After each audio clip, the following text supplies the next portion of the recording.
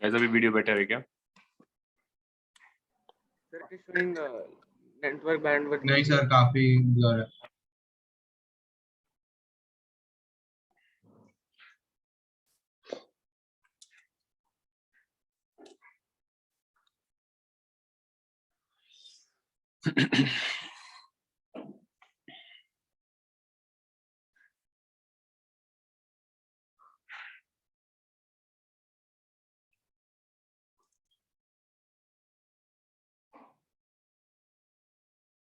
थोड़ा सा इम्प्रूव हो जाएगा अभी, just give it a second.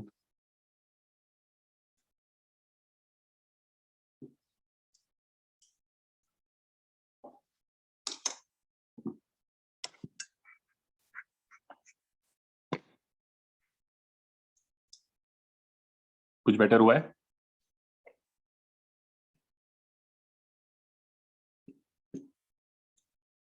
हाँ सर, थोड़ा। ठीक है, ओके। तो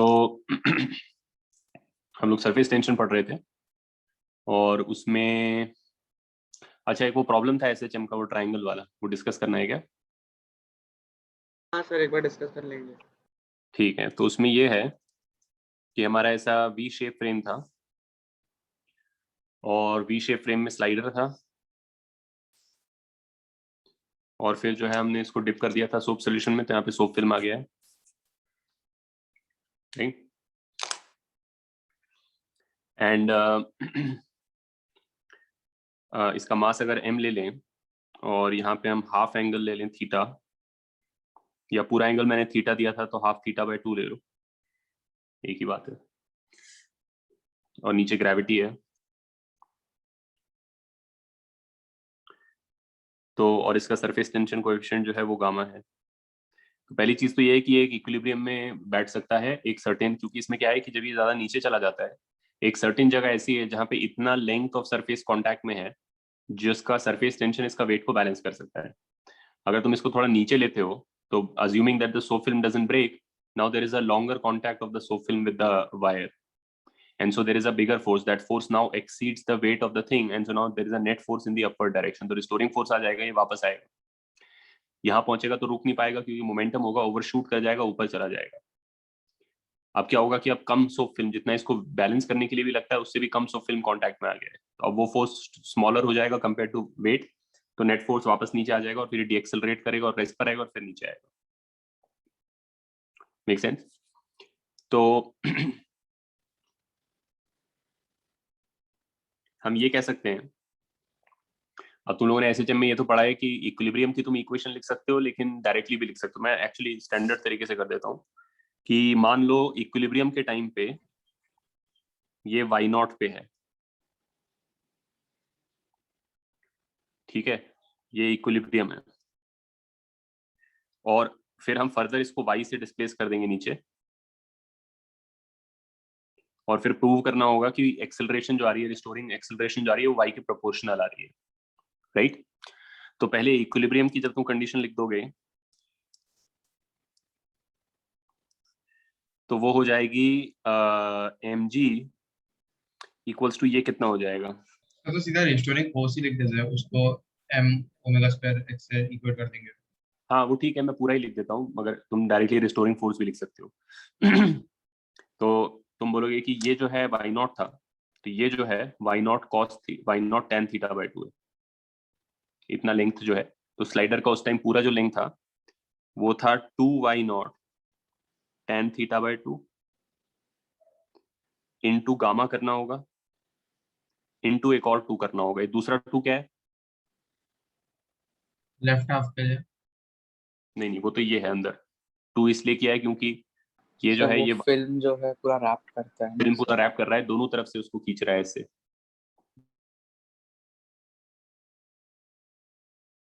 तुमने इतने को लिखा है y naught tan theta by 2, तो एक ये है y naught tan theta by 2, तो total length 2 y naught tan theta by 2 है, और प्लस सामने से और पीछे से फिल्म खींच रहा है तो डबल कर दिया इसको।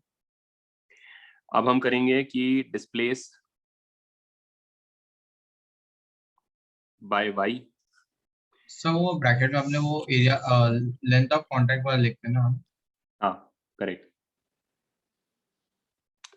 तो वाई से डिस्प्लेस किया तो y से डिस्प्लेस करेंगे तो ये फोर्स बढ़ जाएगा, mg उतना ही रहेगा, तो अब नेट फोर्स जो है ऊपर की तरफ आ जाएगा, तो एक्सेलरेशन भी ऊपर की तरफ आ जाएगा। तो आप F इक्वल्स टू ma लिख रहे हैं इसका, तो तुम लिखोगे आप 2 gamma 2 into y naught plus y tan theta by 2 minus mg equals to ma, correct? ये हो जाएगा 4 gamma y naught tan theta by 2 plus 4 gamma tan theta by 2 y minus mg equals to ma, and you can see from the equilibrium condition that this will cancel with this. ठीक है? Therefore you have 4 gamma tan theta by 2 by m y equals to a. Since a has turned out to be proportional to y, therefore omega की value मिल गई, ये omega square लिखा हुआ है 4 gamma tan theta by 2 by m, तो time period हो गया 2 पाई बाय ओमेगा। ठीक है? ऑफ कोर्स एसएचएम में तुम क्या है कि बिना इक्विलिब्रियम लिखे भी कर सकते हो, तुमको पता है कि alternatively you could have said कि हाँ मान लो इक्विलिब्रियम था कभी, आप जब इक्विलिब्रियम से डिस्प्लेस करेंगे तो एक्स्ट्रा जो फोर्स आ रही है वो कौन सी आ रही है, वो तुम देख सकते हो, इतने और इतने लेंथ के कारण आएगी अनबैलेंस्ड फोर्स, क्योंकि इतना लेंथ तो वही है जो mg को बैलेंस करने के काम आता था, तो mg को वो वाइप आउट कर ही देगा। जो एक्सेस रिस्टोरिंग फोर्स आएगा वो ये ट्राइंगल का बॉटम और ये ट्राइंगल का बॉटम से आएगा, और क्योंकि ये एंगल भी थीटा बाय 2 है तो ये जो है y tan थीटा बाय 2 आ जाएगा एक्सेस, और ऐसा दोनों तरफ आ जाएगा। तो मैं डायरेक्टली एक्स जो सॉर्ट ऑफ रिस्टोरिंग फोर्स है उसी को लिख सकता हूं directly as 2y tan theta by 2 into 2 into gamma. Directly इसको ma लिख सकता हूं तो भी आंसर आ जाएगा। ठीक है? जब ऐसे लिखेंगे तो mg नहीं लिखोगे तुम ऑफकोर्स, क्योंकि mg जो है बीच के पार्ट से वैसे भी कैंसिल हो चुका है, अब तुम केवल वो एक्स्ट्रा फोर्स लिख रहे हो जो इसको एक्सेलरेट करेगा। ठीक है? Clear to all of you? Alright, तो you can see the time period का oscillation depends on gamma. Of course जितना ये स्टिफर फिल्म होगा उतना ज्यादा रैपिडली ऑसिलेट करेगा, जितना ये थकेला फिल्म होगा उतना ज्यादा स्लो ऑसिलेशंस होंगे।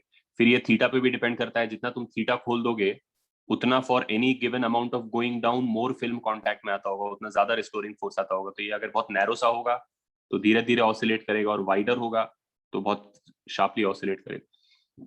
और मास के इनवर्स प्रोपोर्शन में तो वैसे भी ओमेगा आता ही है, हर मैकेनिकल सिस्टम में इनर्शिया नीचे होता है, क्योंकि मैसिव चीज को चलाने में ज्यादा फाइट लगती है, तो इसलिए वो स्लोअर ऑसिलेट करता है। तो मास तो एक्सपेक्टेड है कि डिनोमिनेटर में आना चाहिए। स्लाइडर हैवी होगा तो स्लो ऑसिलेशंस करेगा। ठीक है? अब हम आ जाते हैं, तो हम लोग जो एक्चुअली मुझे लास्ट क्लास से एक छोटा सा डाउट था। यंग लैपलेस इक्वेशन में एक सिलेंडर के लिए R1 और R2 कैसे लेता है, बस वही बता देंगे? वो एक R होता है एक इन्फिनिटी होता है, वो कैसे लेते हैं? हाँ, वो ऐसे होता है कि सिलेंडर को तुम दो म्यूचुअली परपेंडिकुलर डायरेक्शंस में देखोगे तो उसकी एक जो कर्वेचर है वो तुम्हें ऐसे दिखेगी,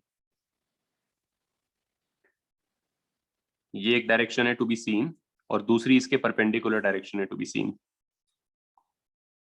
करेक्ट सर, करेक्ट। ठीक है? तो ये डायरेक्शन में जो है इसका रेडियस ऑफ कर्वेचर वही है जो सिलेंडर का रेडियस ऑफ कर्वेचर है r, और वो डायरेक्शन में अगर तुम इसको सर्कल से अप्रोक्सीमेट करना चाहते हो तो बेसिकली इनफाइनाइट रेडियस का सर्कल है वो।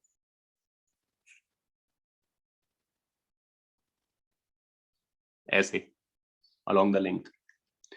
तो ये जो R1 R2 होता है यंग लाप्लास इक्वेशन में, दो म्यूचुअली परपेंडिकुलर डायरेक्शंस होते हैं, मैंने बताया था, और उनके अलोंग मैक्सिमम और मिनिमम हमें कर्वेचर मिलता है।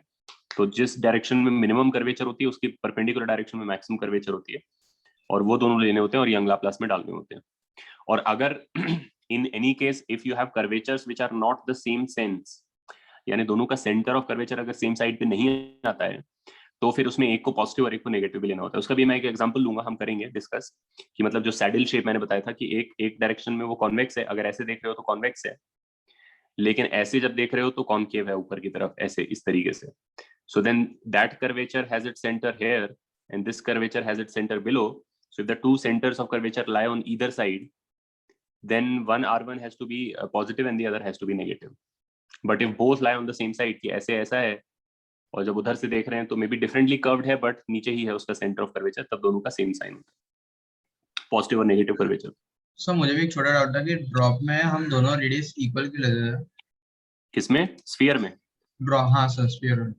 क्योंकि ऑफ कोर्स इक्वल है. तुम नहीं समझ रहे हो फिर कि कर्वेचर का मतलब क्या है? अगर तुम मतलब उसमें कि परपेंडिकुलर में भी सेम ही आ रहा है इसके लिए. किसी भी में भी सेम आएगा, मतलब उसमें तो हर डायरेक्शन में एक ही कर्वेचर है. कर्वेचर का सेंस ये होता है, कर्वेचर को लोकली अगर मेजर करना है तो तुम एक टाइनी से मेजरमेंट पर्सन हो और तुम ये सरफेस पे लोकली ट्रैवल कर रहे हो, तो कर्वेचर का मीनिंग क्या है तुम्हारे लिए? तुम ग्लोबली नहीं देख सकते हो कर्वेचर. तुम लोकली कैसे मेजर करोगे? कि तुम एक स्टेप लोगे आगे किसी डायरेक्शन में और अगर तुम नीचे चले गए या ऊपर चले गए तो वो कर्वेचर है वहां पर. और अगर तुम ना नीचे गए ना ऊपर गए स्टेप लेके तो लेवल ग्राउंड है. आई मीन ये that's our intuitive understanding of curvature, right? तो तुम किसी जगह पे खड़े होके अगर एक डायरेक्शन में एक स्टेप लेते हो और एक स्टेप नीचे जाते हो, then you have some curvature. Then if you turn in some other direction and take another step of the same size and you go down by the same distance as you went earlier, then it must be the same curvature in that direction also. तो sphere पे अगर तुम north pole पे खड़े होके किसी भी तरफ फेस करो और एक स्टेप आगे लो, तो जितना नीचे जाओगे वो सारी डायरेक्शंस में आइडेंटिकल है, राइट? Yes sir.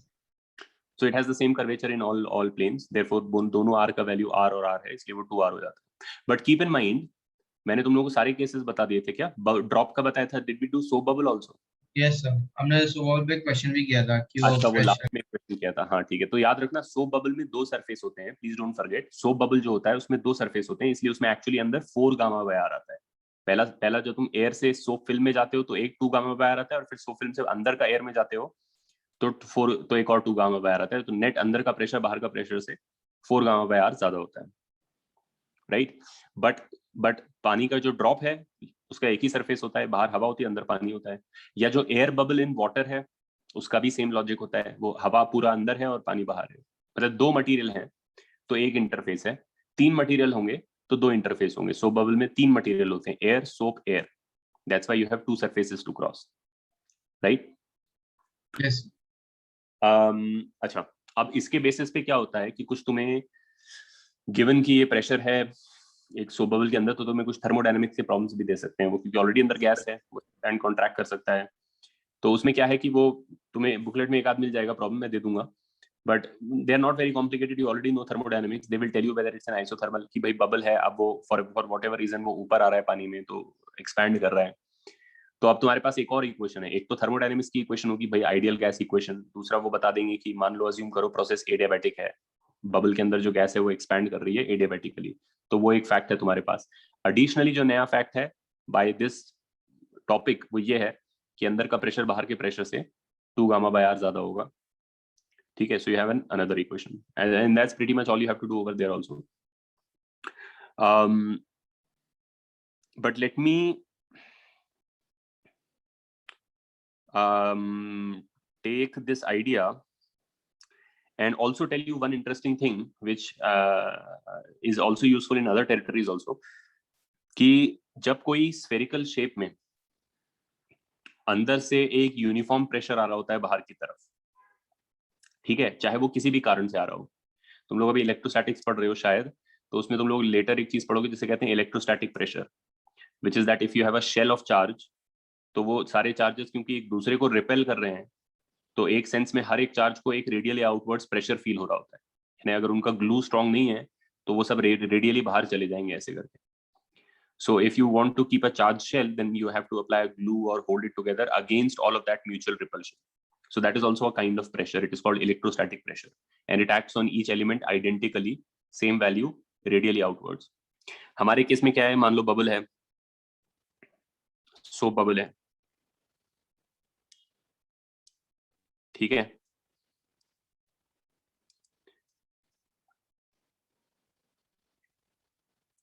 तो सोप बबल में जो अंदर प्रेशर है वो बाहर के मुकाबले कितना ज्यादा है? डेल्टा पी कितना है? 4 गामा बाय आर ज्यादा है.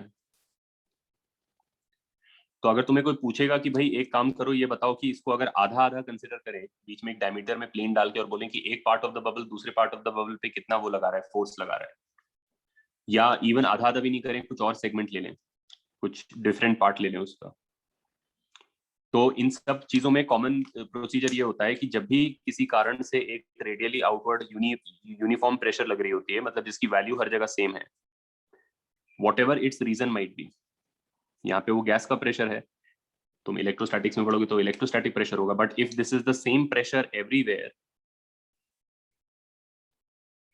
then to find the force by this pressure on any sub part of the thing, like अगर मैं इसको डायमीटर में कट कर दूं तो एक हाफ दूसरे हाफ पे कितना पुश लगा रहा है, और अगर और सब पार्ट में cut, is simply a matter of taking this pressure and multiplying it to the projected area of the thing, meaning to say that if this is your soap bubble, surface area, नहीं, not surface area, जो section का area है, और अगर मैं इसको यहां से ऐसे कट कर दूं,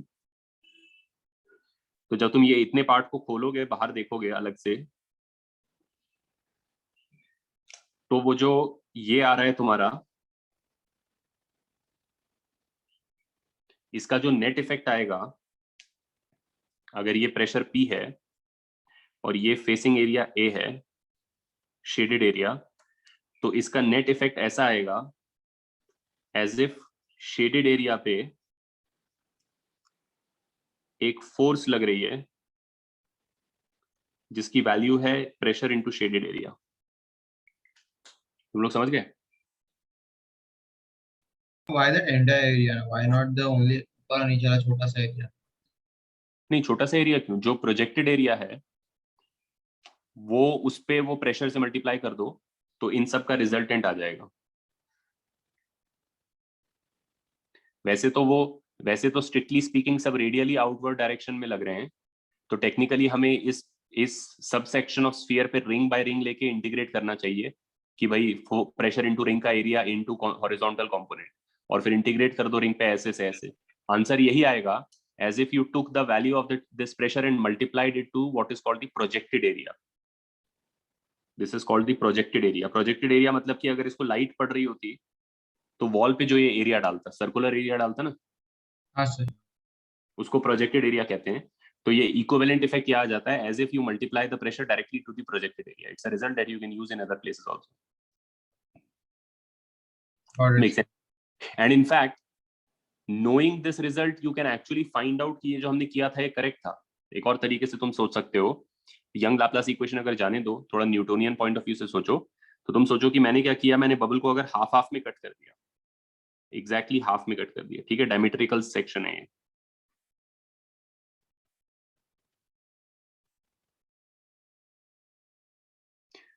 तो इसको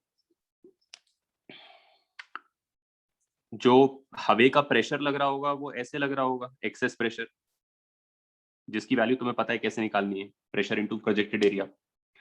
लेकिन इसको जो सरकमफेरेंस है वहां पे इसको सरफेस टेंशन ऐसे लग रहा होगा। ये ड्राइंग समझ रहे हो तुम लोग? दूसरा हाफ ने इसको सरफेस के थ्रू खींच के रखा होगा ना, इसके ऊपर एक इलास्टिक सरफेस है।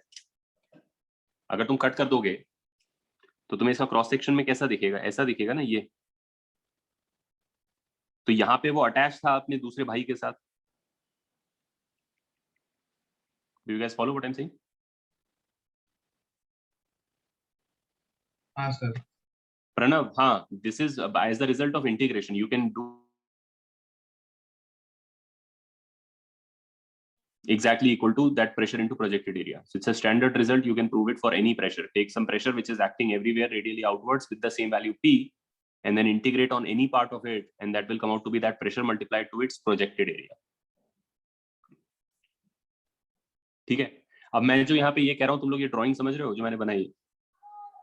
हवा जो अंदर है इसमें, वो तो इस बबल को बाहर पुश कर रही है, that is trying to inflate it और rather push it away from the other half. तो फिर ये टूट के क्यों नहीं चला जा रहा है? क्योंकि सरफेस जो है वो तो इलास्टिक है, उसमें टेंशन है, वो टॉट है उधर में, तो ये दोनों एक दूसरे को अपने सरकमफेरेंस पे खींच के रखे हुए हैं।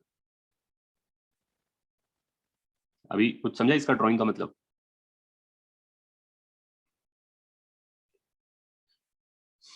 राइट।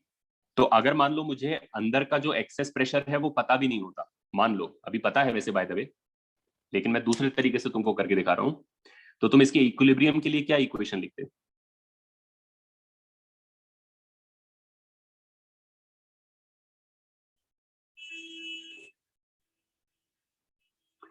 तुम लिखते कि जितना फोर्स इसको पुश अवे कर रहा है उतने से ही ये खींच के रखा हुआ है, जितने से खींच के रखा हुआ है वो तो हम डायरेक्टली लिख सकते हैं 2 pi r circumference gamma into gamma into 2, 100 bubble ले रहा हूं मैं, मान लो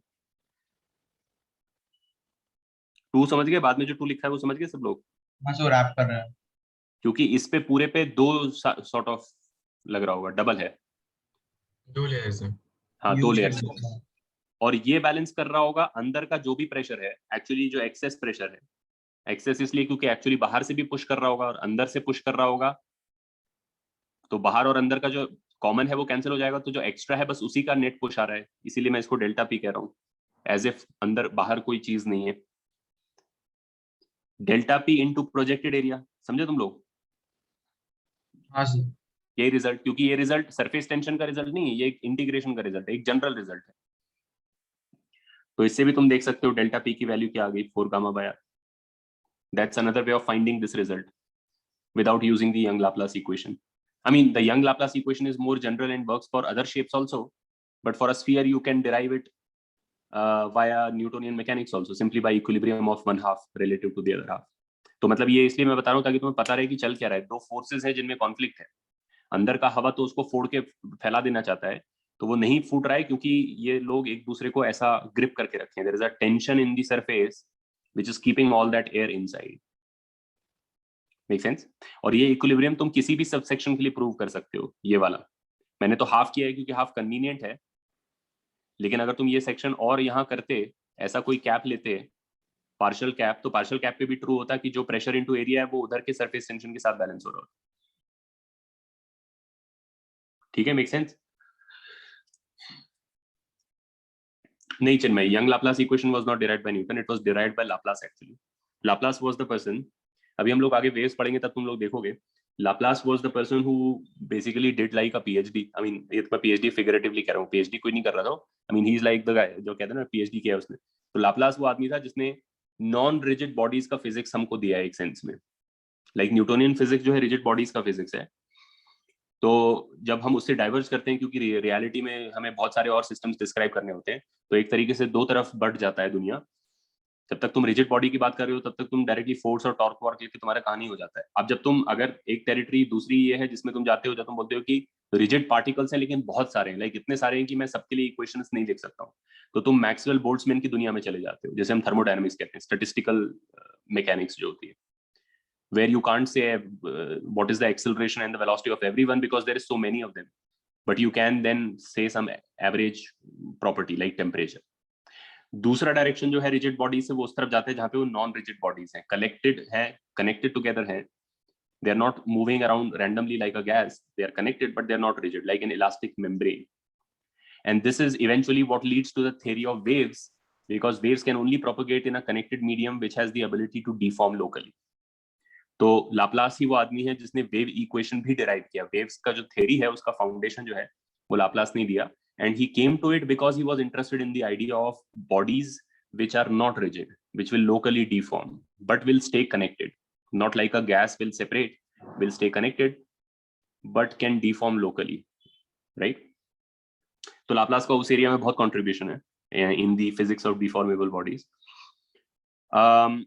तो ये मैं बता रहा था इसलिए, एक तो ये कि तुम ऐसे रिजल्ट निकाल सकते हो, but of course young Laplace equation non spherical shapes के लिए भी ट्रू है, तो तुम्हें कोई रैंडम शेप होगा तो तुम वही यूज करोगे, ये बस सिर्फ इस केस में हम करके दिखा सकते हैं। दूसरा इसलिए भी दिखा रहा हूं मैं ताकि तुम्हें पता रहे कि फिजिक्स क्या है उधर में, like you have a clearer picture of what's going on inside, there is a gas inside which is pushing everything out, and the surface tension which is a tensile force, pulling force, अंदर का gas is a pushing force, it is pushing on everything, surface tension in the surface is a pulling force, it's causing everything to stretch, so they are pulling each other and that is what balances the outward push of the gas. ठीक है? अब जो है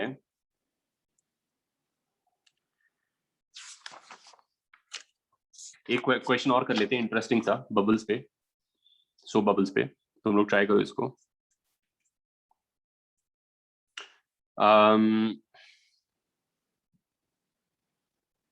a soap bubble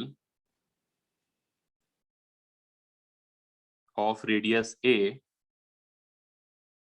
coalesces with soap bubble of radius b। कोलिस करने का तुम्हें मतलब पता है कि देखा होगा तुमने, if you are sort of taking a shower or whatever, blowing soap bubbles, sometimes two bubbles will meet and then they will get stuck together, you will have like a molecule shape, जैसा एक बड़ा bubble एक छोटा bubble चिपका हुआ, और फिर उनके बबल के मीट होने से क्या होता है कि बीच में जो है एक लेयर आ जाती है, अगर तुम ढंग से उसको देखोगे। और वो, तो पहले तो ये बोलो, सोचो अगर दो बबल्स मीट किए, ठीक है, और मान लो कि वो आइडेंटिकल साइज बबल्स हैं, तो बीच में जो फिल्म बचेगा जो उनकी गैसेस को सेपरेट कर रहा होगा, वो कैसा होगा, उसमें कर्वेचर होगा या वो प्लेनर होगा, अगर ये दोनों का रेडियस आइडेंटिकल है तो?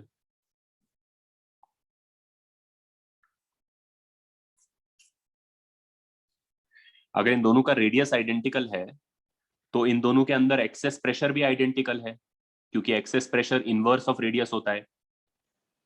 हाँ सिद्धांत, वही मैं भी बोल रहा हूँ। तो दोनों के अंदर प्रेशर इक्वल है, तो बीच में लेयर को प्लेनर ही है, फिर उसको कोई कर्वेचर की जरूरत ही नहीं है, क्यों हो जाएगा। लेकिन अगर एक छोटा बबल एक बड़े बबल से मीट करता है, तो जो बीच का लेयर है वो किस तरफ कर्व होगा, कोई बताएगा मेरे को? Should it curve to the right, should it curve to the left?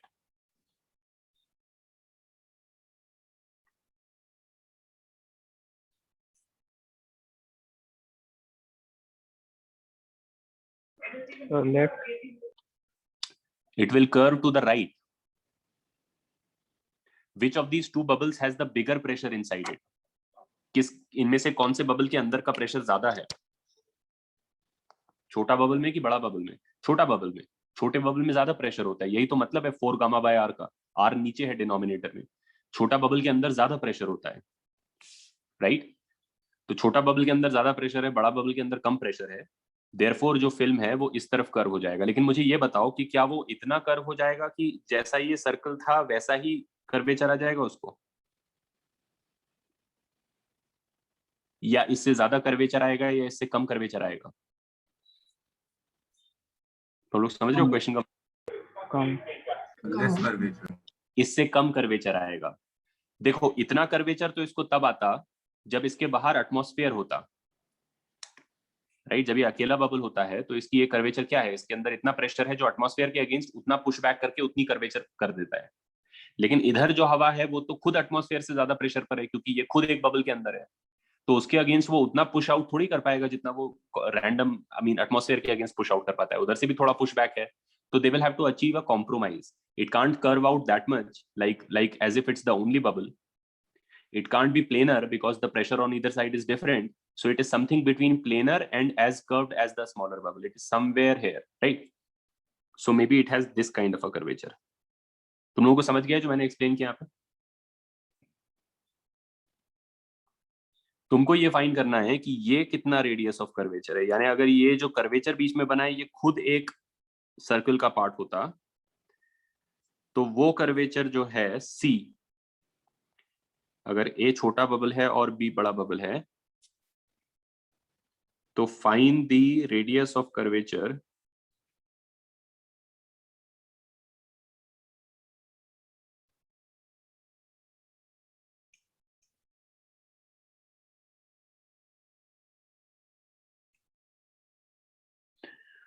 of the film.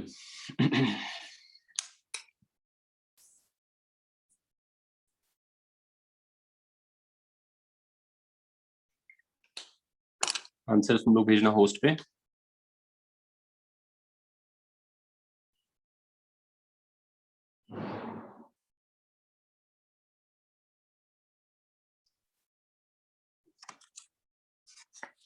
Ivan correct answer है।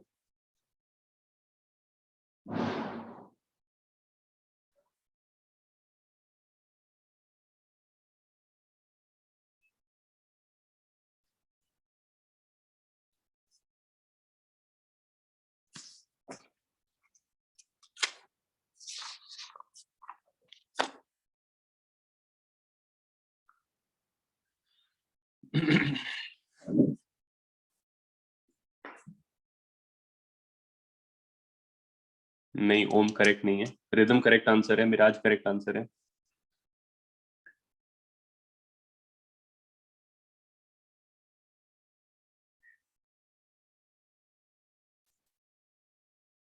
प्रेरित करेक्ट आंसर है।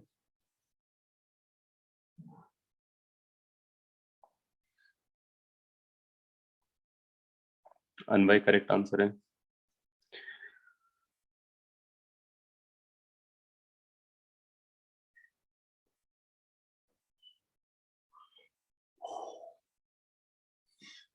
नहीं, चिन्मय करेक्ट नहीं है।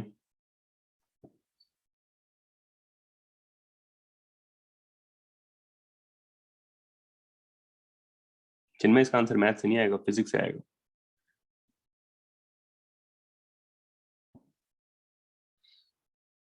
अभिजीत करेक्ट आंसर है।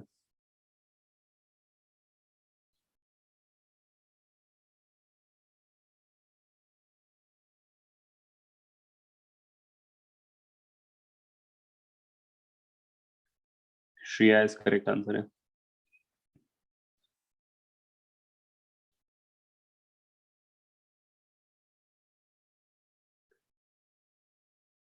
वरुण करेक्ट आंसर है, उल्टा लिखा है तूने, इनवर्स आंसर दे दिया है।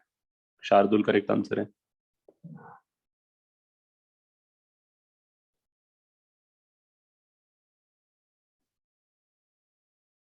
नहीं, ओम नंबर नहीं आएगा उधर। तनय करेक्ट आंसर है। चिन्मय करेक्ट आंसर है, A56। मुक्ता करेक्ट आंसर है।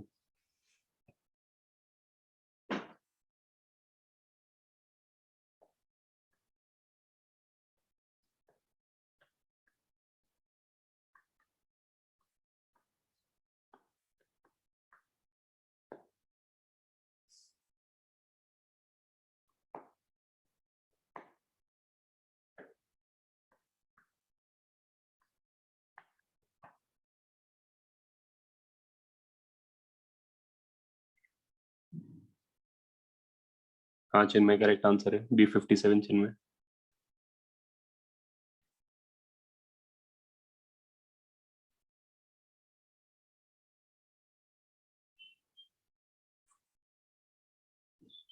बिना करेक्ट आंसर है। हाँ, चिन्मय करेक्ट है तेरा, बोला मैंने। A56 तेरा भी करेक्ट है, B57 दोनों चिन्मय करेक्ट आंसर है।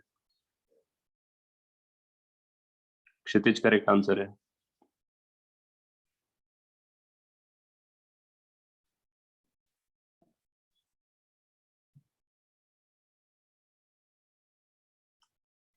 श्रेया करेक्ट आंसर है।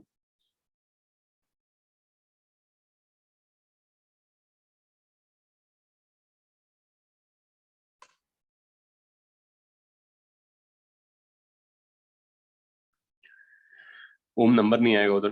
शार्दुल करेक्ट आंसर है, बोला मैंने, शार्दुल करेक्ट है तेरा। Om there should be a number there. हाँ, देख ले तेरा क्यों आ रहा है नंबर, गलती क्या कर रहा है।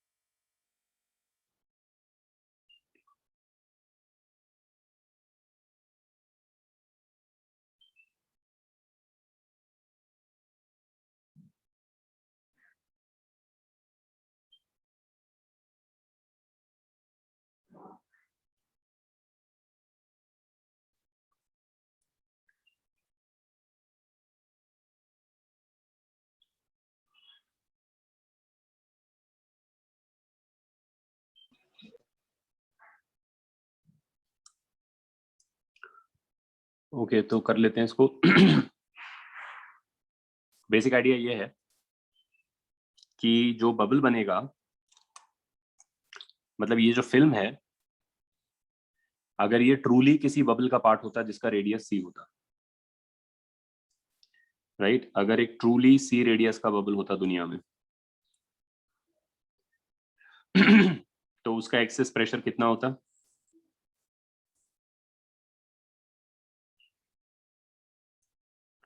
4 गामा बाय सी, यानी उसके अंदर का प्रेशर उसके बाहर के प्रेशर से 4 गामा बाय सी ज्यादा होता। ठीक है, लेकिन हमारा जो एक्चुअल सिचुएशन है उसमें कितना एक्सेस प्रेशर का डिफरेंस है?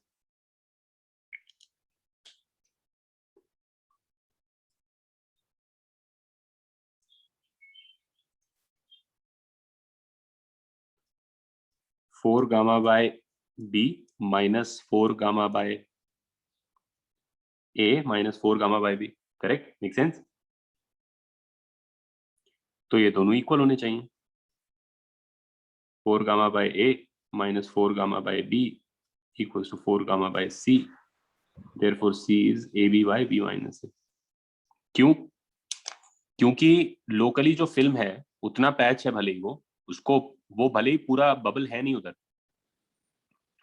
but that local patch is still the curvature of C. It is still like a part of a bubble of radius C.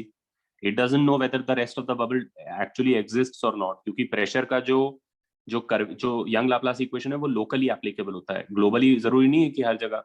तो वो लोकल कर्वेचर उसका इस हिसाब से है कि भाई मेरे बाहर ये प्रेशर है, मेरे अंदर ये प्रेशर है, तो ये डिफरेंस के हिसाब से एक कर्वेचर डिफाइन हो जाती है। अब ये इररेलेवेंट है कि एक्चुअली पूरी बबल एग्जिस्ट करती नहीं है, मगर लोकली तो वो उसी हिसाब से कर्व कर रहा है। ठीक है, तो हमने बोला कि अगर वो बबल का पार्ट होता जिसका रेडियस सी होता तो उसका एक्सेस प्रेशर ये होता, लेकिन एक्चुअली उसका एक्सेस प्रेशर जो है वो ये बबल और ये बबल के प्रेशर का डिफरेंस है, तो इक्वेट कर दो, इससे सी मिल जाएगा तुमको। ठीक है, सबको समझ में आ गया? किसी को कोई डाउट तो नहीं है इसमें? ऑलराइट, तो फिर जो है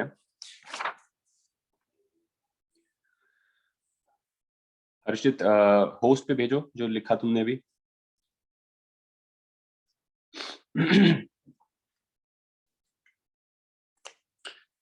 तो नेक्स्ट जो है, नहीं प्रेरित, रिजल्ट टू रिमेंबर नहीं है, just a problem for you to solve, to understand curvature and just to drive home the point that Laplace equation is a local equation, and knowing the pressure on either side of any local curvature, you can find its radius of curvature by pretending that it is actually part of some bubble.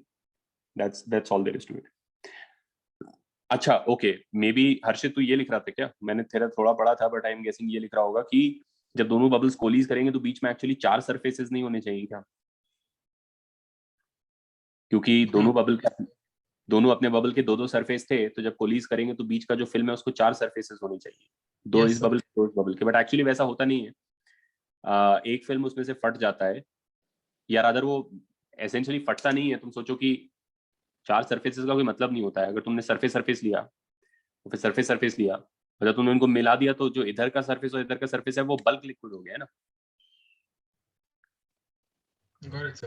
Surface का meaning ये होता है something that separates two different media. Once it stops separating two different media, we can't just call it a surface, because it's not a mathematical thing, right? It's a physical description. If it is not separating two different kinds of material, it is not a surface anymore. All right, so अब जो है हम करेंगे discussion of another interesting phenomenon related to surface tension.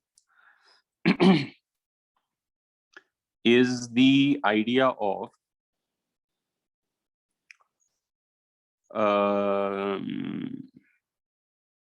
capillary rise. But before the capillary rise, I have to basically give you a little bit of a background in some other concepts, which is the phenomenon of wetting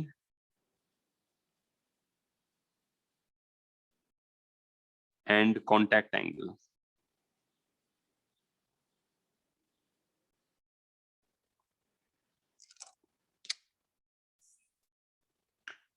ठीक है, तो पहले तो waiting का क्या मतलब होता है, वेटिंग एंड नॉन वेटिंग का क्या मतलब होता है।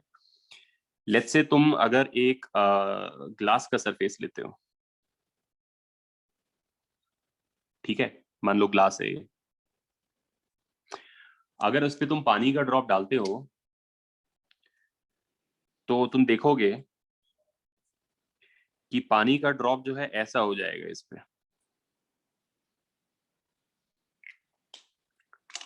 ठीक है। लेकिन अगर तुम इस पे मरकरी का drop गिराओगे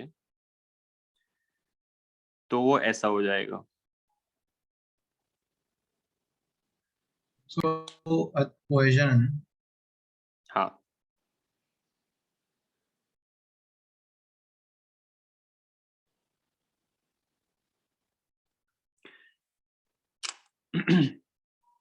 the idea is that मैंने तुम लोग को बताया था शुरू में कि जो फोर्सेस सेम टाइप के मॉलिक्यूल्स को अट्रैक्ट करते हैं उनको हम कहते हैं कोहेसिव फोर्सेस।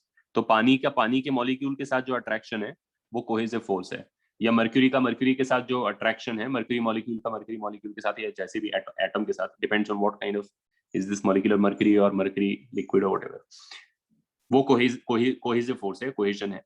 लेकिन जो पानी का ग्लास के साथ अट्रैक्शन है, पानी का मॉलिक्यूल का ग्लास के मॉलिक्यूल के साथ जो अट्रैक्शन है, या मर्क्यूरी का मॉलिक्यूल का ग्लास के मॉलिक्यूल के साथ जो अट्रैक्शन है, उसको हम एडेसिव फोर्सेस कहते हैं। ठीक है, एंड हाँ, it depends on the materials in question Arya. And because different pairs of materials will have a different ratio of cohesive and adhesive forces, they will show different behavior when placed in contact. So you can immediately say by looking at this drawing कि पानी का जो cohesive forces है वो पानी का खुद के साथ जो cohesion है और पानी का glass के साथ जो adhesion है वो roughly comparable forces हैं। Do you understand what I'm saying? इसीलिए पानी खुद के साथ भी चिपक रहा है और ग्लास के साथ भी चिपक रहा है। ग्लास के साथ भी वो चिपकना चाहता है तो इसलिए फैल रहा है, लेकिन खुद के साथ भी चिपकना चाहता है तो बीच में बम्प भी बन रहा है। तुम इमेजिन करो कि तुम्हारे पास एक सॉर्ट ऑफ ये होता, कंट्रोलर होता जो कोहेसिव बाय एडेसिव के रेशियो को रियल टाइम में चेंज कर सकता। So by turning it more to the right you could increase the adhesion of the material compared to its cohesion with itself, and by turning it to the left you could make it more cohesive with itself and less adhesive with other materials. तो अगर तुम्हारे पास पानी ही ऐसे पड़ा होता और तुम उसका एडिशन और स्ट्रॉन्ग कर देते तो ये बम्प भी खत्म हो जाता, पूरा पानी फ्लैट हो जाता ग्लास के साथ। और अगर तुम अब उसके एडिशन को वीक कर देते और कोहेजन की तरफ आ जाते तो वो सारा पानी जैसे जैसे as if they are all magnets, they would come closer and closer together, form a bump, and eventually with very large cohesion they would pretty much be like a ball sitting on the glass surface. So mercury doesn't have very strong adhesion with glass but has a very strong cohesion with itself, so they're all trying to stay together and hardly anybody is going to the glass. Make sense? all right, तो इसके लिए यहाँ पे मैं अभी इसको quantify नहीं कर रहा हूँ, don't take it as some comparable values, I'm just saying roughly speaking that for the case of water on glass the cohesion and adhesion are roughly comparable. अभी ये नहीं मतलब है कि वो comparable है नहीं है, हो सकता है कि एक particular value होती हो, रेशियो होता हो, बट मैं कह रहा हूँ ऐसे, ये बस roughly speaking है। और यहाँ पे हम कह रहे हैं कि cohesion जो है वो adhesion को से ज्यादा पावरफुल है। देखो जनरली क्या है, it's not as if there is a 50-50 divide. ज्यादातर केसेस में cohesion is always stronger than adhesion. Why? How do you know this? You know this because material stay together, right? I mean जिस चीज का cohesion अपने साथ इतना week होगा और दूसरी चीजों के साथ ज्यादा स्ट्रॉन्ग होगा, वो चीज पहले तो साथ में क्यों रहेगी? अगर वो साथ में नहीं रहेगी तो तुमने दुनिया में उसे लोकेट कैसे किया होता कि अरे देखो ये पानी है, पानी का कुछ तो कोहेजन है अपने साथ, इसलिए पानी अपने साथ रहता है रादर देन की जाके फ्लोर और लीव्स के साथ चिपक जाए। क्योंकि अगर पानी का कोहेजन इतना कम होता है कि उसके हर एडिशन से ज्यादा होता है तो पानी कभी बल्क फॉर्म में पाया ही नहीं जाता धरती पे। you would basically find it as a trace material on other bodies कि भाई पानी का लीफ के साथ ज्यादा एडिशन होता है। तो क्योंकि है कोहेजन और जनरली मटेरियल का खुद के साथ जिसका नहीं होता वो फिर मटेरियल नहीं होता, वो फिर generally is some kind of an impurity in other things और whatever. Generally cohesion is the stronger force, it's usually true, right? The only thing is it's a relative comparison. Things are always more cohesive than adhesive, but then if the adhesion is big relative, it's not necessarily that the adhesion is more than cohesion, but compared to what the normal value of adhesion should be, if it is a stronger adhesion, then the thing will have a tendency to do this, right? And this is basically what we call wetting. Wetting matlab ki it has a tendency to stick to that material. This is what we call non-wetting.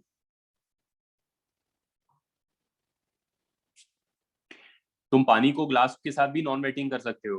अगर तुम पहले glass पे पानी डालने से पहले अगर तुम इस पे वैक्स रब कर दो, अगर तुम कैंडल लेके और इसको अच्छे से रब कर दो so that there is a layer of wax on top of the glass, then if you put a drop of water it will actually sit like this, because पानी का वैक्स के साथ बहुत पुअर एडिशन है और उसका cohesion उसके सामने बहुत ज्यादा है खुद के साथ।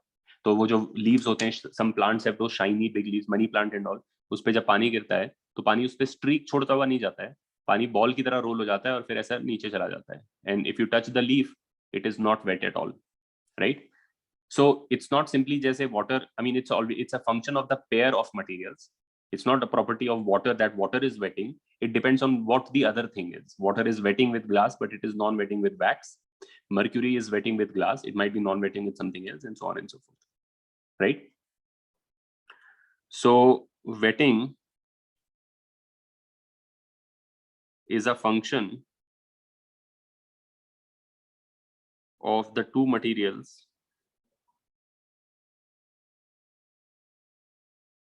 in contact.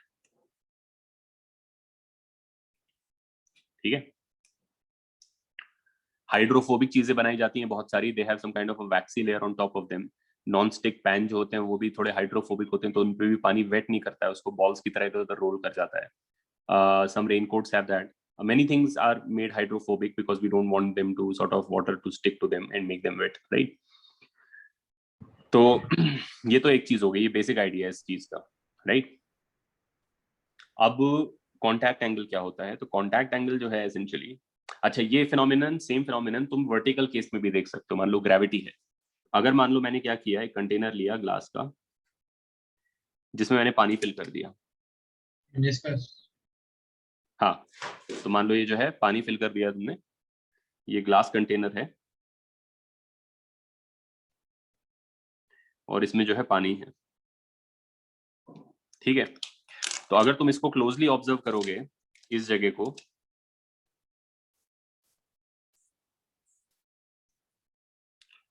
तो in that thing you will find that this is the glass surface, ठीक है? This is the surface of glass, and you will find that water will have come like this.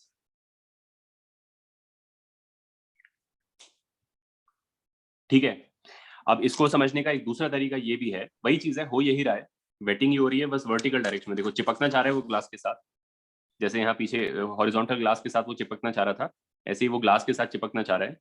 लेकिन अब gravity भी है नीचे की तरफ, तो एक कॉम्प्रोमाइज करना पड़ेगा ग्रेविटी के साथ भी. उतना नहीं है कि ये पूरा पानी उस पूरे ग्लास के साथ तो ऐसे नहीं चिपक सकता है, क्योंकि gravity is also causing the water to sort of bulk up in the bottom. ठीक है?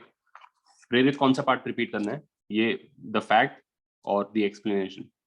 हाँ सर, द एक्सप्लेनेशन. हाँ, मैं ये कह रहा हूँ कि पानी है और अगर तुम इसको पास्ट में देखोगे तो ऐसा दिखेगा, क्योंकि ये इसी इफेक्ट का एक और मैनिफेस्टेशन है. क्योंकि पानी का खुद के साथ कोहेजन तो है, तो water likes to stay together, but also it is reasonably attracted to glass, therefore it has a tendency. Now you could say कि भाई ऊपर काहे चढ़ रहा है, ये कोई क्या चल रहा है यहाँ पर, ठीक है? आई कुड अंडरस्टैंड कि it wants to stick to glass, but why is it? The reason for that is, you have to understand, if you think from the point of a single molecule of water, consider one molecule which is right at the corner, ठीक है? last molecule. Of course ये सब चीजें बहुत ही approximately हम बात कर रहे हैं, क्योंकि there is no last molecule or so, or it is not definitely sitting here, it is somewhere here, but assume that this is the last molecule. ठीक है? इसको जो cohesive forces का resultant लगेगा उसकी डायरेक्शन कोई बता सकता है? roughly speaking, cohesive force जो इसको बाकी पानी से अट्रैक्शन आ रही है, वो इसको किस तरफ लग रही होगी? तुम लोग north south, east waste, north east, north west करके बता सकते हो मेरे को? South east. Correct. Do you all understand why? इसको अपने बाकी साथी पानी के मॉलिक्यूल से जो अलग अलग फोर्सेस आ रहे हैं, उनका रिजल्टेंट वेक्टर जो है रफली speaking towards the bulk of the water की तरफ लगेगा, जिधर मेन बॉडी ऑफ वाटर है. सब लोग इसको खींच रहे होंगे, ये कोने में बैठा हुआ है इधर में, और सब लोग इसको खींच रहे हैं, कोई इधर खींच रहा है, कोई इधर खींच रहा है, लॉन्ग डिस्टेंस, और जो डिस्टेंस पे हैं वो और वीकर फोर्सेस से खींच रहे हैं, सब खींच रहे हैं. तो इनका जो जनरल रिजल्टेंट वेक्टर बनेगा वो आएगा हमारा इधर की तरफ. तो मैं उसको बना देता हूं अप्रोक्सीमेटली कि ये हो गया तुम्हारा F कोहेसिव, FC. ठीक है?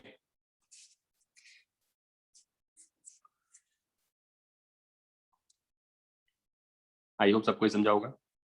अब अगर मैं इसको F एडेसिव भी दिखाना चाहता हूं, जिसको ग्लास के मॉलिक्यूल से आ रहा है, अब तुम सोचो ये बात, देखो थोड़ा सा इमेजिन करना पड़ेगा. You become this molecule, okay? If you become this molecule, then the water is basically a crowd of people just like yourself, right? मान लो तुमने ब्लू कलर के कपड़े पहने और ये सारे लोग ब्लू कलर के कपड़े पहने और ह्यूज क्राउड है इनका, जैसा कोई तुम कॉन्सर्ट में आए हो, राइट? बट तुम उसके कॉर्नर पे खड़े हो, तो तुम्हें सबसे कुछ कुछ अट्रैक्शन आ रही है, तो रिजल्टेंट जो है क्राउड के मिडिल की तरफ आ रही है, ठीक है? एट द सेम टाइम तुम्हारे बाजू में, again you have to understand, अब तुम इतने स्केल पे आ गए हो कि तुम खुद एक मॉलिक्यूल हो गए हो, तो ग्लास तुम्हें सरफेस जैसा नहीं दिखेगा, ग्लास भी एक कलेक्शन ऑफ मॉलिक्यूल्स है, ठीक है? There is no line there, there is no surface there. This the water is a collection of molecules. The glass is also a collection of molecules. The only difference is the molecules in water can still move around in a crowd. जैसा तुम concert में जा रहे हो तो बीच में तुम चल सकते हो लोगों के बीच में. The crowd of molecules that make up the glass are basically fixed in place. तो ये पुलिस टाइप है जो फॉर्मेशन में है, ठीक है? तो ये सारे लोग जो है व्हाइट कपड़े पहन के खड़े हुए हैं, लेकिन इनके साथ भी तुम्हारा कुछ अट्रैक्शन है. अब तुम ये सोचो कि अगर तुम एक सिंगुलर मॉलिक्यूल हो तो तुम्हारे लिए ये ग्लास का जो वॉल है ये प्रिटी मच एक इनफाइनाइट प्लेन होगा. Do you guys all follow what I am saying here? अगर तुम एक सिंगुलर मॉलिक्यूल हो तो भले ही ठीक है, वो अलग बात है कि नीचे बहुत सारा ग्लास है और ऊपर बहुत कम ग्लास है, but at a scale of a molecule even that glass is like infinitely long. Molecule का कोई साइज ही नहीं है उसके कंपैरिजन में, राइट? ऑर्डर्स ऑफ मैग्नीट्यूड, मतलब इनफाइनाइट भी अंडरस्टेटमेंट है कि जब वो देखेगा उस तरफ तो उसको ग्लास ही ग्लास दिखता रहेगा. वॉल मतलब पुलिस का फॉर्मेशन है, ऊपर तक भी है, पुलिस का फॉर्मेशन नीचे तक भी है.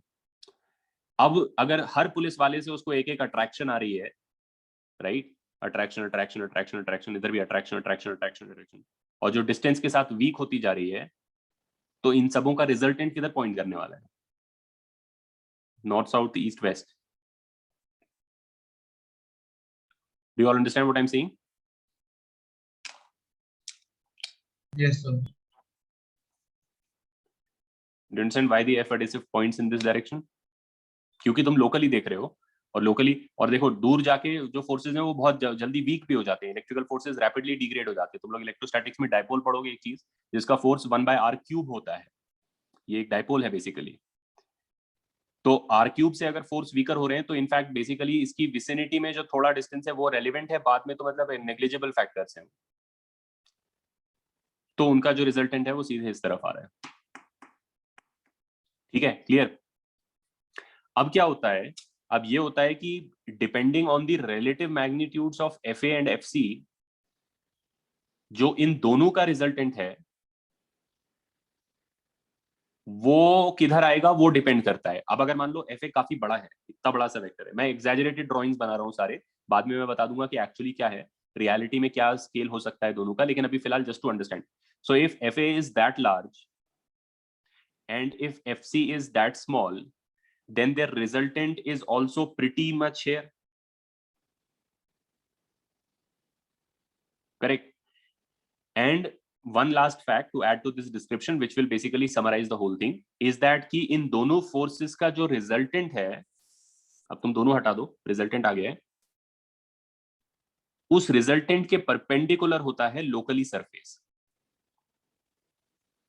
जो लोकल सरफेस ऑफ लिक्विड है, जो फ्री सरफेस ऑफ लिक्विड है, वो उस जगह पे एडेसिव और कोहेसिव फोर्सेस का जो रिजल्टेंट वेक्टर है उसके लोकली परपेंडिकुलर होता है. ऑफ कोर्स ये चेंज होती रहती है सिचुएशन. अब तुम अगर ये मॉलिक्यूल हो, यहां पे आ गए हो, तो एक तो ये बहुत कमजोर हो गया है क्योंकि going any significant distance away from the glass will basically weaken this force tremendously, right? तो ये तो प्रैक्टिकली नेग्लिजिबल फोर्स बचा है. और ये भी फोर्स जो इतना एंगल पे पॉइंट करता था तुम्हारा कोहेसिव, ये भी रफली अब थोड़ा ऐसा हो गया है. तो ये तो छोटू सा फोर्स बचा और ये ऐसा हो गया, तो जो रिजल्टेंट इनका आया ऐसा आया, कहीं इधर पॉइंटिंग. इसलिए तुम देख रहे हो लोकली सरफेस वहां उसके परपेंडिकुलर है. ऐसी कोई मॉलिक्यूल यहाँ होगा उसके लिए रिजल्टेंट यहाँ आएगा. जो बहुत ऊपर होगा उसके लिए बहुत स्ट्रॉन्ग एडेसिव फोर्स होगा, बहुत वीक कोहेसिव होगा, तो रिजल्टेंट ऐसा आता होगा, तो इसलिए लोकल. तो जो मैं लिख देता हूँ ये फैक्ट यहाँ पर, the free surface of the liquid is locally normal, ये important है, locally normal to the resultant of FC and FA.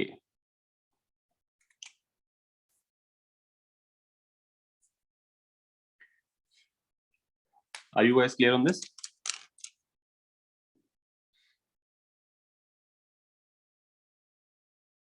ठीक है, अब तुम इसके मुकाबले कोई दूसरा सिनेरियो कंसिडर करो. Let me take mercury in a glass container. Sir can we comment कि अगर FA इंक्रीज हो गया या फिर FC इंक्रीज हो गया तो फिर वो length of the curvature, radius of curvature घटेगा या बढ़ेगा? नहीं, कर्वेचर नहीं, तुम बस लोकली नॉर्मल बनाओगे. लोकल नॉर्मल सरफेस जो है उसके लोकली नॉर्मल होगा, बस तुम ये कह सकते हो. कर्वेचर तो फिर दूसरी चीजों पे भी डिपेंड करता है, बाकी फोर्सेस, जैसे इस केस में ग्रेविटी इज आल्सो. ये बाय द वे जो है मैं ग्रेविटी फ्री एनवायरनमेंट में बना रहा हूँ. तुम ये समझ लो कि ग्रेविटी फ्री एनवायरनमेंट में अभी के लिए, for the time being. Okay sir. वैसे तो ग्रेविटी भी अकाउंट में लेना चाहिए. बात क्या है कि actually, or rather in fact, the resultant of FC, FA and MG, local surface जो है सारे फोर्सेस के रिलेटिवली ये होता है परपेंडिकुलर. लेकिन जब तुम मॉलिक्यूलर और एटॉमिक स्केल पे आ जाते हो तो ग्रेविटी जो है बेसिकली नेग्लिजिबल फोर्स होती है. इन लोगों का मास इतना कम होता है लेकिन इनके इलेक्ट्रिकल फोर्सेस बहुत स्ट्रांग होते हैं. I mean, वैसे बहुत वीक होते हैं, मेरे मुकाबले बहुत वीक इलेक्ट्रिकल फोर्स है वो. 10 की पावर माइनस में समथिंग है.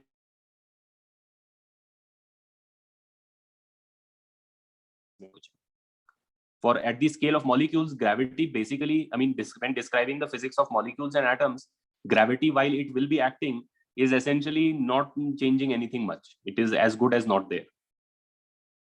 ठीक है. बल्क मटेरियल जब होता है तो उस पे कंबाइंड ग्रेविटी सिग्निफिकेंट होती है. जैसे जब तुम पानी पूरा कंसिडर कर रहे हो, फ्लूइड मैकेनिक्स कर रहे हो, तो क्योंकि इतने सारे हैं ये, भले ही इनमें से हर एक का मास 10 की पावर माइनस समथिंग है लेकिन इनका टोटल नंबर 10 की पावर प्लस समथिंग है. तो वो ओवरऑल मिलके 1 किलो 2 किलो हो सकता है जिसपे एक सिग्निफिकेंट ग्रेविटी आ सकती है. तो when you are considering the bulk behaviour, then gravity is a significant force. When you're considering the behavior of a singular molecule or atom, gravity is practically non-existent. तो strictly speaking gravity भी है लेकिन basically नहीं ही है. ठीक है. अच्छा, अब दूसरी चीज जो है, बाय द वे, ये जो फैक्ट है, ये ऐसा कोई नया फैक्ट नहीं तुम सोचो कि मैं तुम्हें अभी बता रहा हूँ और अभी के लिए वैलिड है.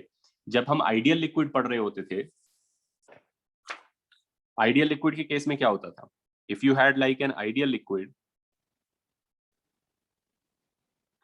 आइडियल लिक्विड की मेन प्रॉपर्टी क्या थी कि उसका कोई लॉन्ग रेंज फोर्स नहीं था बाकियों के साथ, ना एडेसिव ना कोहेसिव, कुछ नहीं. They were simply blind marbles, right? तो then if you said okay, अगर मैं यहाँ सरफेस पे एक पार्टिकल पकड़ूं तो उस पे रिजल्टेंट फोर्स क्या लग रही है? उसको बाकियों से कोई अट्रैक्शन नहीं है, उसको ग्लास से कोई अट्रैक्शन नहीं है, so the only force on it is its weight. Therefore locally surface must B horizontal. कहीं और पे मैं पकड़ूं तो बोलूंगा उस पे क्या फोर्स लग रही है? It's weight. तो surface must be locally horizontal.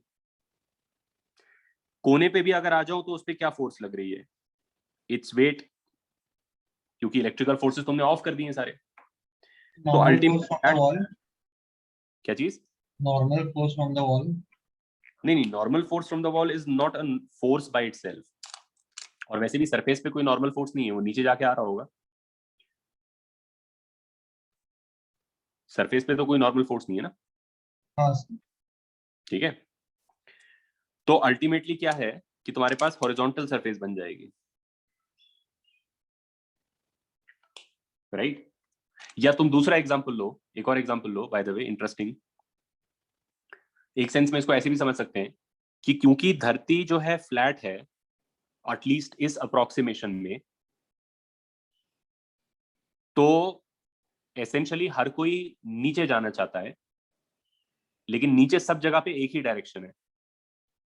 धरती क्योंकि तुमने फ्लैट मानी हुई है, तो एक सेंस में हर जगह ग्रेविटी जो है पैरेलल टू इटसेल्फ है. Gravity gravity gravity gravity, right? मगर तुम ये सोचो कि अगर ये कंटेनर धरती के कंपैरेबल साइज का होता, मान लो, as ridiculous as that may be, तो इसका जो फ्री सरफेस होता वो क्या अभी भी हॉरिजॉन्टल होता? कर्व्ड होता है वैसे. अब वो ऐसा होता. तुम लोग समझ रहे हो क्यों? हाँ सर. क्योंकि इस पे नेट फोर्स इधर लग रही होती, इस पे नेट फोर्स इधर लग रही होती, जाना हर कोई धरती के सेंटर की तरफ चाहता है, तो लोकली जो है नेट फोर्स के परपेंडिकुलर सरफेस बनती है, राइट। अब बात यह है कि क्योंकि कंटेनर कोई इतना बड़ा होता नहीं है, कंटेनर छोटा सा होता है, तो जब उसको धरती पे कहीं रखते हैं तो प्रैक्टिकली कंटेनर की विड्थ के मुकाबले धरती का सेंटर सबके नीचे ही आ रहा होता है, right. So it hardly makes a difference in that case, but the point is that it goes, the surface is locally normal to the net force, तो ideal fluid में भी वो true है, करेक्ट। अब तुम एक लास्ट केस और ले लो, मर्क्यूरी का एग्जांपल ले लो। तो मर्क्यूरी का अगर तुम एग्जांपल लोगे ग्लास के साथ, तो यू विल फाइंड कि मर्क्यूरी का जो सरफेस है वो ऐसा बनता है,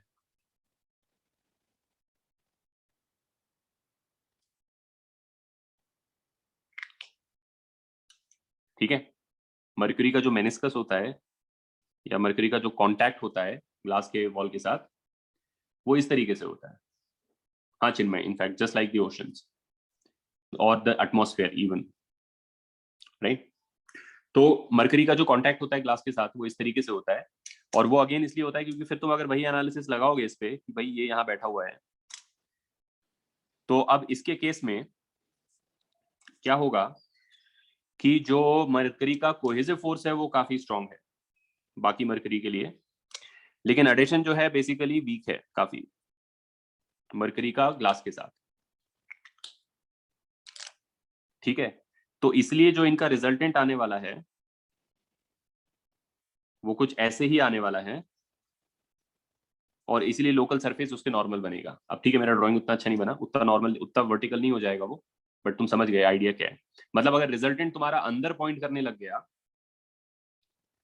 तो तुम्हारा सरफेस कांटेक्ट ऐसे करता होगा वॉल के साथ आके,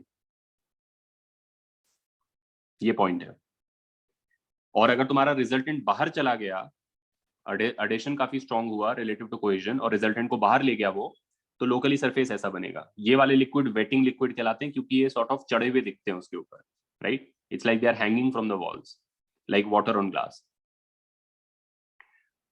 और जिनमें नेट अंदर की तरफ आ जाता है उसमें लोकल सरफेस परपेंडिकुलर इस तरीके से हो जाता है, these are non wetting because they feel like they are clustering together and leaving the glass away, glass खाली छोड़ के खुद के साथ चिपक रहा है वो।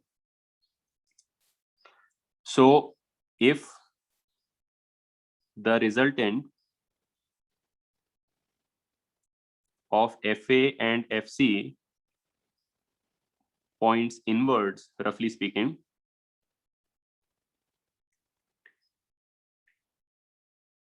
the liquid is non-wetting.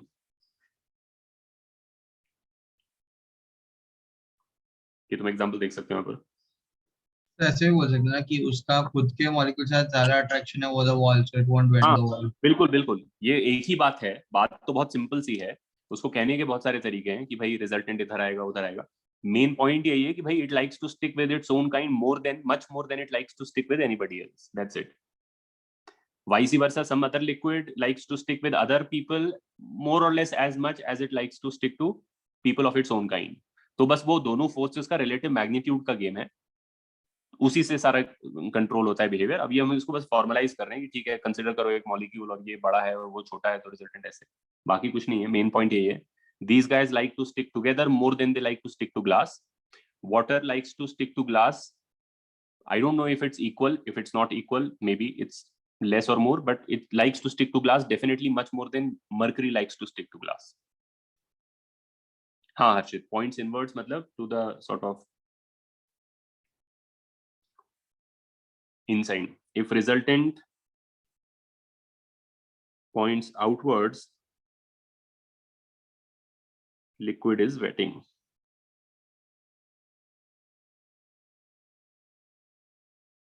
मैं बना देता हूँ यहाँ पे दोनों केसेस का ड्राइंग, ये है और यहाँ पे ये रिजल्टेंट है हमारा।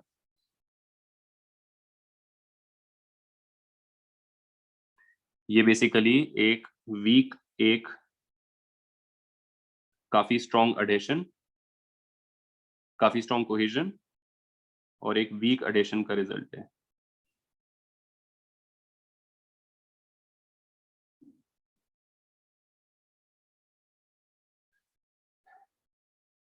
ठीक है, वर्सेस ये जिसमें रिजल्टेंट तुम्हारा ऐसे जा रहा है, जो कि एक स्ट्रॉन्ग एडिशन और एक नॉट सो स्ट्रॉन्ग कोहेजन का रिजल्ट है। ये चीज ध्यान रखो तुम लोग, you might find will this very with temperature. हाँ ऑफ कोर्स जिनमें मैं वो बोलता हूँ टेम्परेचर वाला पॉइंट तूने अच्छा दिलाया। Let me also say one thing is that in some places, or in fact I think in your booklet also you might find that they will have distinguished between these two cases by saying if FA is bigger than FC then this is the case, if FA is smaller than FC then this is the case. You have to understand that is not true. The turning point doesn't come on turning point क्या होगा, turning point ये होगा कि resultant सीधे glass के along जा रहा है, right? ये तो turning point है।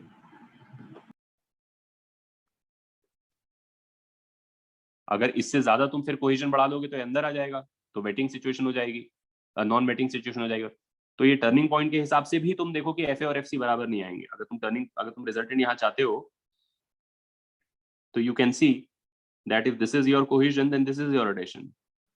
सर बट जो वो लोग ने बोला उसके वजह से तो ये ऐसा भी मीनिंग हो सकता है ना कि एडिशन एक्सिस कोहेजन, सो उसका खुद के मॉलिक्यूल्स के से पास जाने की टेंडेंसी कम होगी।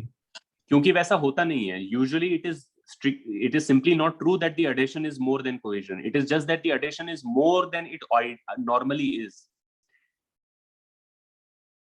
Nobody can say that the addition of water with glass is more than its cohesion with itself. Usually that is never the case, right? So it's not simply a comparison of the values of FA and FC, but it is that the resultant being pointing inwards and pointing outwards is what controls the overall behavior. ठीक है, सबको समझ में आ गया होगा I hope. ये हमारा mercury था, ये हमारा पानी था, तो मैंने यहाँ पे सामने सामने बना दिया so that you can see right there.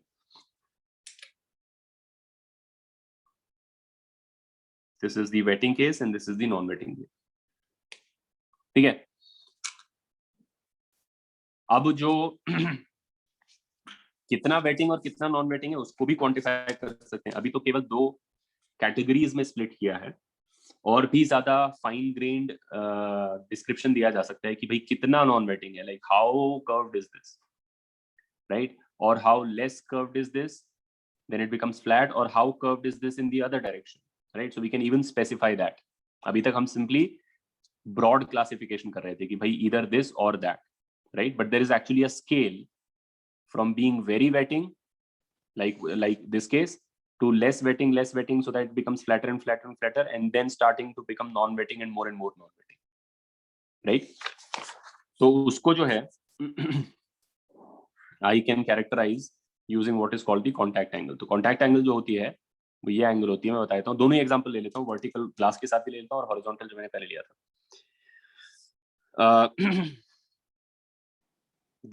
if this is glass,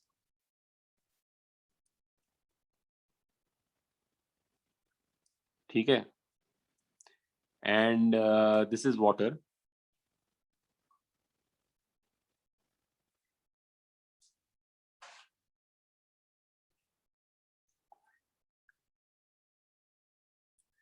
then you make an angle like this, and that angle is called the contact angle. So basically what you have to do is you have to make a tangent to the surface, right, and then you have to move from the solid to the liquid. Whatever angle you sweep through is called the contact angle. जबकि अगर तुम contrasting example लोगे कि glass पे mercury रखा है, angle बहुत high होगा, तो वो ऑब्ट्यूज एंगल बनेगा।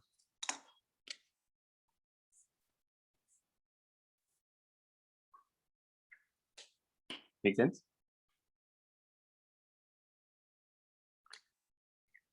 तो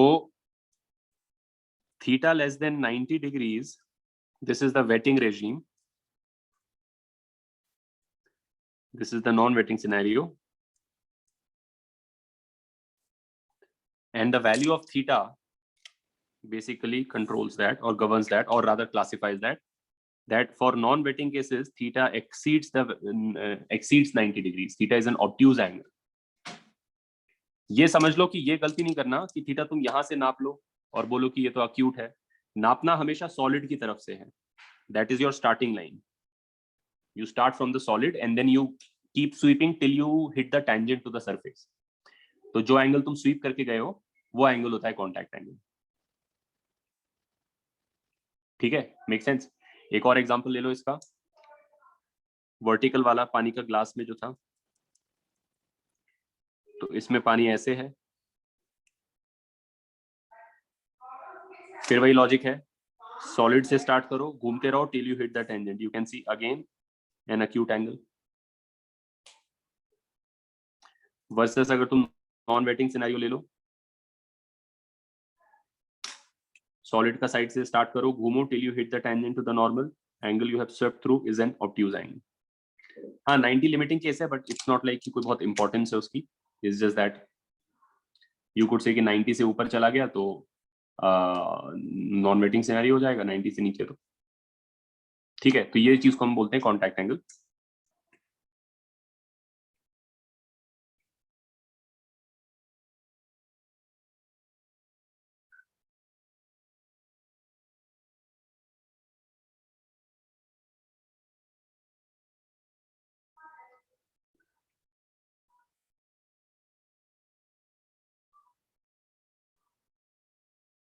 ठीक है, okay.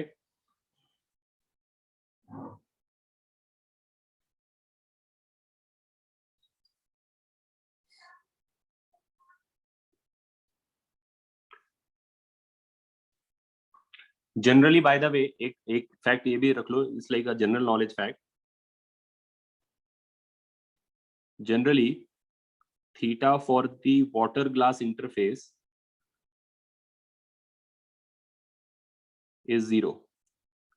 Many problems they will simply say 0. Some problems they will give theta. Ideally in the JEE paper they will tell you the value of the contact angle, but still it's a good thing to know that for the water glass surface theta is actually 0. मतलब यहाँ पे जो मैंने angle बनाया ये actually completely 0 है. पानी पूरा फ्लैटन आउट हो जाता है वहां पर लास्ट पे जाके, या इवन यहाँ पे जो है पानी पूरा ऐसा आ जाता है एकदम. ठीक है, डोंट थिंक थीटा 0 मतलब ऐसा होता है इस केस में. That is theta 90. Right, horizontal से नहीं नाप रहे हैं, ग्लास के सरफेस से नाप रहे हैं, तो पानी का मेनिस्कस बिल्कुल चिपका होता है उसके साथ. That is theta equal to 0. ठीक है, सबको क्लियर है यहाँ तक सोफा? तो अब जो है with this in mind,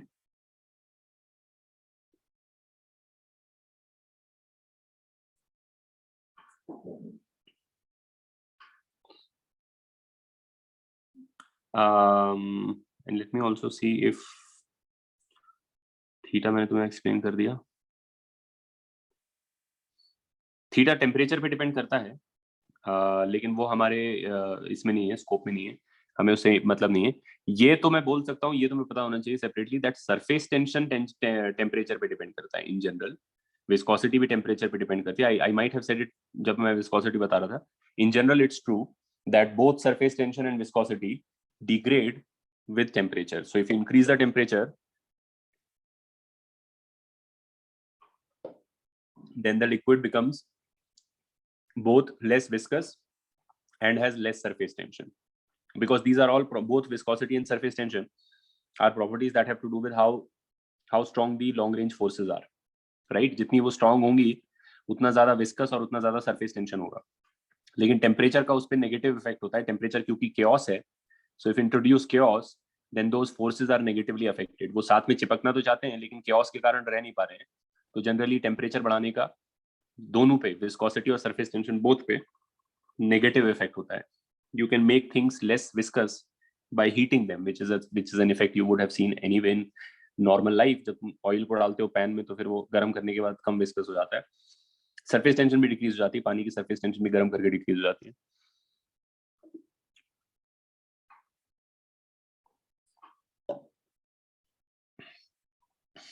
So contact angle मैंने तुम्हें बता दिया. Let me just quickly tell you one thing जिसको हम मेनली नेक्स्ट टाइम डिस्कस कर लेंगे, लेकिन let me just set it up quickly. is the capillary effect. ठीक है, अब इसमें कोई नई चीज नहीं है, जो इसका मेन पॉइंट है वो तुम्हें मैं ऑलरेडी बता चुका हूं।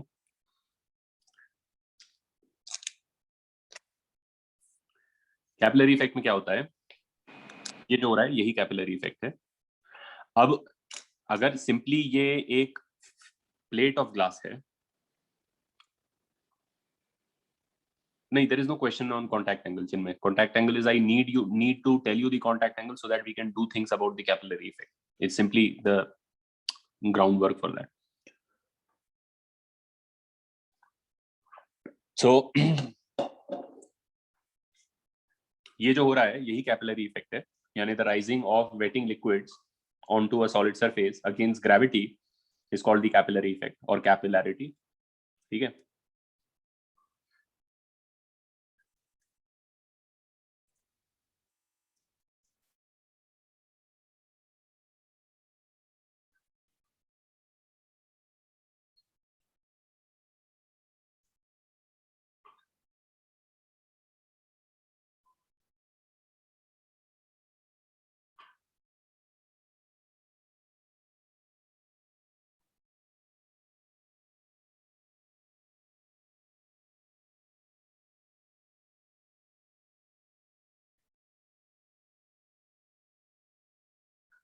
कैपिलरी इफेक्ट और कैपिलैरिटी, राइट। लेकिन मोस्टली क्या है, that if this is simply a glass plate, right, then it will not be very obvious. You won't be able to see it in enough detail. ठीक है, उसका कारण ये है कि पानी जो है अपने वेट को उठा रहा है। You have to understand कि जब ये ऊपर चढ़ता है इस पे, तो जो बाकी मॉलिक्यूल्स हैं पानी के, दे आर, जैसे यहाँ जो बैठा है, जो डायरेक्टली इसके बाजू में नहीं है, जो इधर है, वो भी एक इलास्टिक सरफेस की तरह ऊपर उठ रहा है, उसका भी वेट तुम थोड़ा सा उठा रहे हो।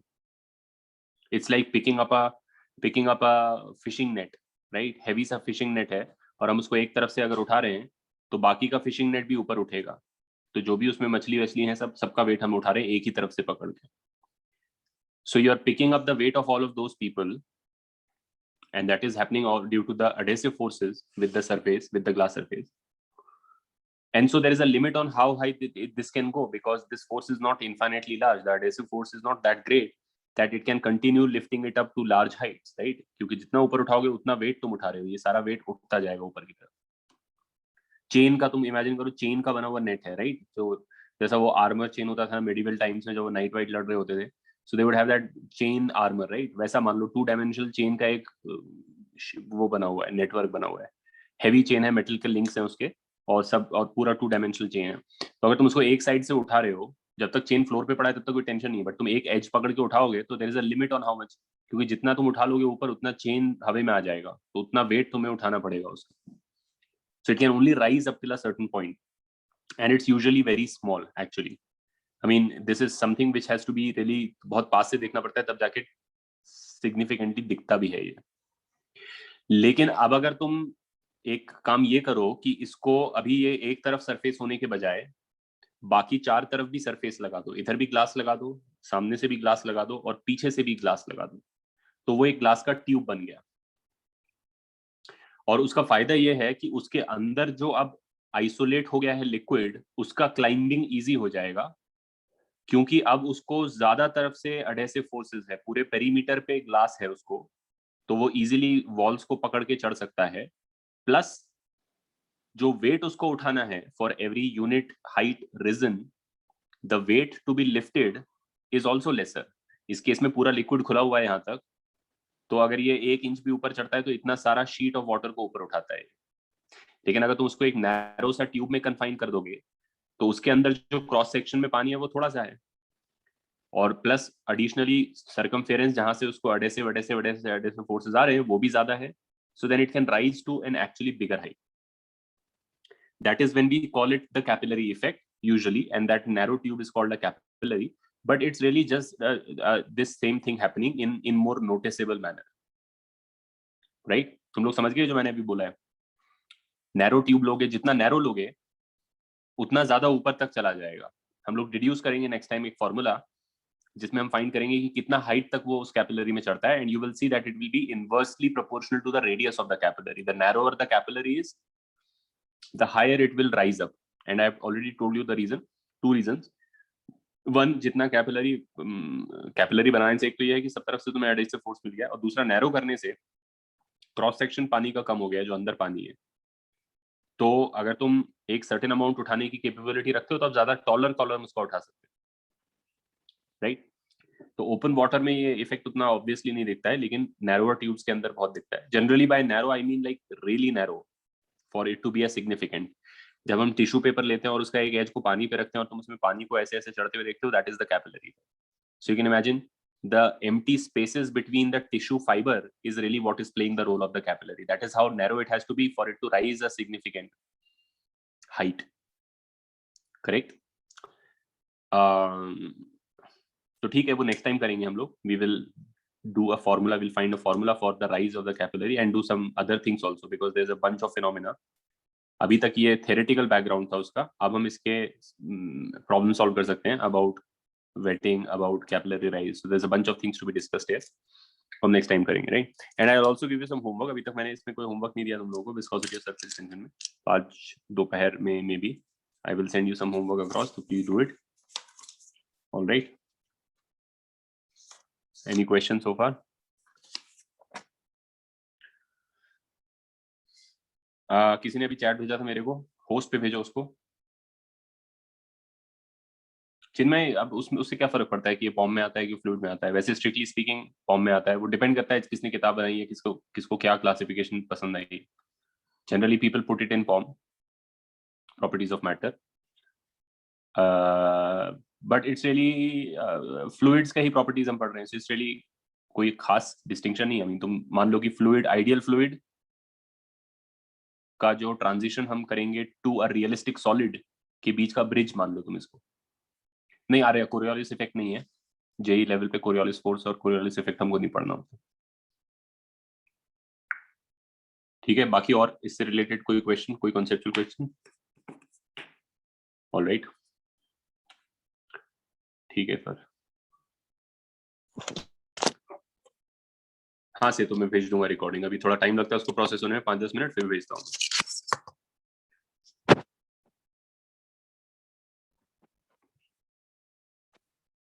Okay, thank you all, bye bye.